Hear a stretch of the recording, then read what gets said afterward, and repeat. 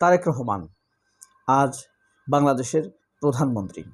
এখন থেকে 2 বছর আগেও, শেখ হাসিনা পালানোর কয়েকদিন আগেও কেউ যদি বলতো তারেক রহমান বাংলাদেশের প্রধানমন্ত্রী হবে, এই জিনিসটি কি কেউ মন থেকে বিশ্বাস করত? যদিও রাজনৈতিক মঞ্চে অনেক কথাই হয়েছে, তৎকালীন সময়ে হতো। এমনকি হাসিনা পালানোর পরেও কেউ ভাবে নাই তারেক রহমান এসে আবারও প্রধানমন্ত্রী হবেন। কিন্তু ডক্টর ইউনূস যখন দায়িত্ব নিলেন, ধীরে ধীরে তিনি বিএনপিকে যথেষ্ট মজলুম দল হিসেবে সমর্থন দিলেন। সবার আগে মুক্তি দিলেন বেগম খালেদা জিয়াকে। তারেক রহমানের মামলাগুলোকে একে একে তিনি উইথড্র করাবার চেষ্টা করলেন, যদিও সেগুলোতে সবচাইতে বেশি হাত ছিল আসিফ নজরুলের। সেই কাজগুলো কতটা আইনসঙ্গতভাবে করেছেন আসিফ নজরুল, সেটা তিনি নিজেই বলতে পারবেন। সেই দায়ও তার, সেই দায় আমাদের নয়। কিন্তু ডক্টর ইউনূস যে তারেক রহমানকে পরম স্নেহে এদেশে আনতে চেয়েছেন, তিনি শেখ হাসিনার বিপরীতে তারেক রহমানকে একটি শক্তিশালী দেশের স্তম্ভ হিসাবে ভাবতেন, এতে কোনো সন্দেহ নেই। কিন্তু ইউনূস কি তার সেই ইচ্ছার প্রতিদান পেয়েছেন, নাকি তারেক রহমান তাকে উল্টা কিক দিয়েছে? আমার ধারণা তারেক রহমান ডক্টর ইউনূসকে কিক দেয়নি, রীতিমতো ধাক্কা মেরে ফেলে দিয়েছে, দাঁড়াতেই দেয়নি। ইউনূসের সাথে রীতিমতো বেইমানির পর্যায়ে চলে গিয়েছে তারেক রহমান অথবা তার টিম। তারেক রহমানের টিম ডক্টর ইউনূসের সাথে যেই বেইমানি বা পলিটিক্যাল গেম খেলেছেন, অকৃতজ্ঞ বা কৃতজ্ঞ যে উপকারীর উপকার স্বীকার করে না, স্বীকার তো করেই না, যে উপকার করেছে তার ক্ষতি করে, এটাকে বলে কৃতজ্ঞ। অকৃতজ্ঞ মানে হলো আপনি আমার উপকার করেছেন, আমি আপনার উপকারটা স্বীকার করলাম না, ভুলে গেলাম, অস্বীকার করলাম। আর কৃতজ্ঞ সে রীতিমতো ক্ষতি করে, যে উপকার করেছে তার ক্ষতি করে। দুইটা অকৃতজ্ঞ আর কৃতজ্ঞর মধ্যে সূক্ষ্ম পার্থক্যটা এখানেই। আমার ধারণা শব্দের নিঃশ্বাস আসে। কবি আল মাহমুদ বলতেন না, আমি শব্দের নিঃশ্বাস বুঝি, শব্দের বাঁকে বাঁকে রন্ধ্রে রন্ধ্রে হাঁটি। তো এই যে আপনি দেখবেন পরম স্নেহে তারেক রহমানকে যেভাবে রিসিভ করেছেন, দেশে আসার ব্যবস্থা করেছেন, বিমানবন্দর আমরা দেখেছি 300 ফিটে তার জন্য যে রাষ্ট্রীয় প্রটোকলের ব্যবস্থা করেছেন, তখন রাষ্ট্রীয় অতিথি না হয়েও, প্রটোকল না পেয়েও তিনি প্রটোকল দিয়েছেন।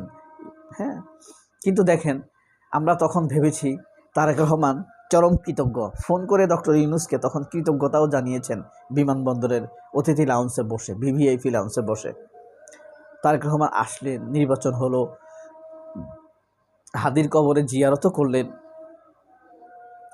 অনেক আন্তরিকতা দেখিয়েছেন। এখন এসে মনে হচ্ছে সেই আন্তরিকতার মধ্যে অনেক গ্যাপ রয়েছে, অথবা তার সাথে তার টিমের সাথে মিল নেই।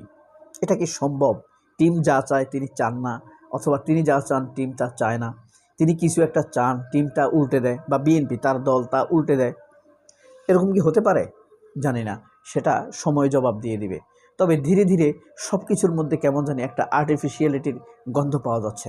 যা দেখান, যা করেন তা আসলে তার ইচ্ছা নয়, যা উদ্দেশ্য তা বলছেন না, গোপন রাখছেন, এমন কিছুই। এভাবেই আমরা সামনের দিকে অগ্রসর হতে দেখছি। ডক্টর ইউনূসকে যে কিক মেরেছেন তারেক রহমান, দুর্দান্ত প্রতাপে আঘাত করেছেন, অপমান করেছেন, তার কিছু ইঙ্গিত আপনি পুরানা সিমটম কিন্তু মনে করিয়ে দিলে আপনারা স্পষ্টতর বুঝতে পারবেন। তার প্রথম হলো তাজুল ইসলামকে সরিয়ে দেওয়া। 100% আস্থা ভরসা থাকার পরেও বাংলাদেশের আইন অঙ্গন বরাবরই ভঙ্গুর, এলিটিজমে আক্রান্ত, ধনীদের আইন বিভাগ হিসেবে পরিচালিত, গরিবরা এখানে বিচার পায় না।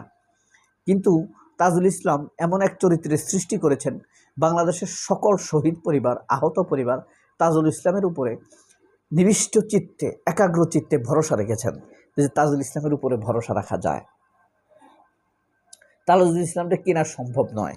তিনি এমন শক্তভাবে আইনের বিষয়গুলোকে, আইনের প্রস্তুতি নিয়েছেন যে এখানে তার যুক্তিকে খণ্ডন করা কারোর পক্ষে সম্ভব হচ্ছিল না।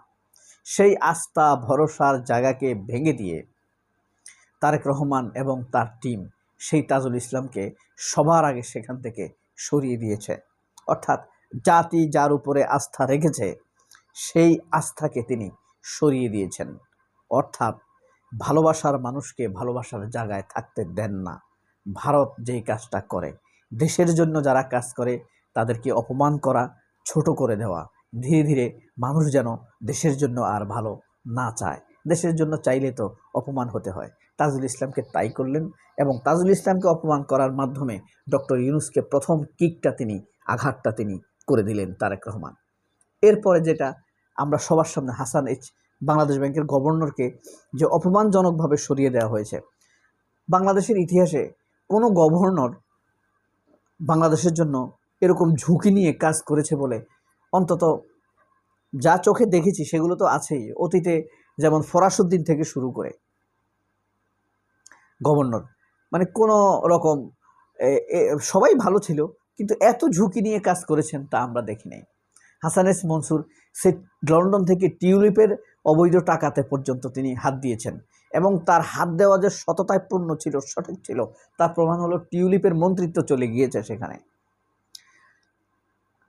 সন্ত্রাসী লীগের ভূমিমন্ত্রী সাইফুজ্জামানের 518টা বাড়ির খোঁজ নেওয়া এবং সেই অর্থ ব্যাংকনোটস্কি ব্যবহার করে দেশে ফিরিয়ে আনার তিনি যে উদ্যোগ নিয়েছেন সেটি একটি বিরল ঘটনা। বাংলাদেশ ব্যাংকের ব্যাহত হয়ে যাওয়া অর্থ ব্যবস্থাকে তিনি দাঁড় করিয়েছেন। রিজার্ভকে তিনি $19 থেকে $34 নিয়ে গিয়েছেন। সবই তার সাফল্য।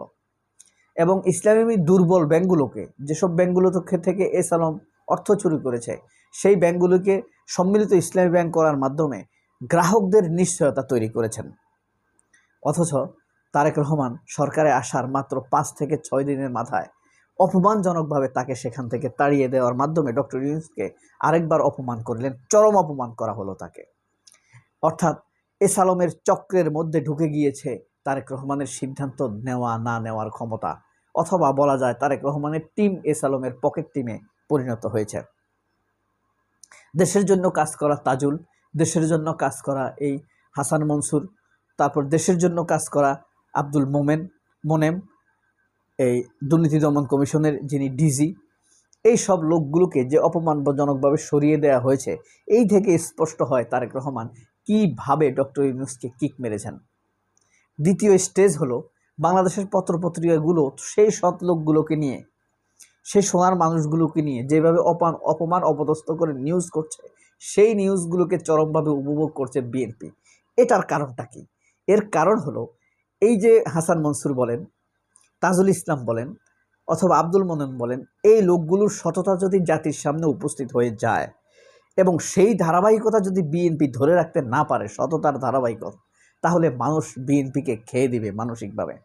এই কারণে ওই সোনার মানুষগুলোকে কলঙ্ক মিশ্রিত করে জাতির সামনে উপস্থাপন করে, যেন বিএনপি বলতে পারে আমরা তাদের মতো খারাপ নয়, 2-4 টাকা চুরি করতে পারে, খারাপ পথে যেতে পারে।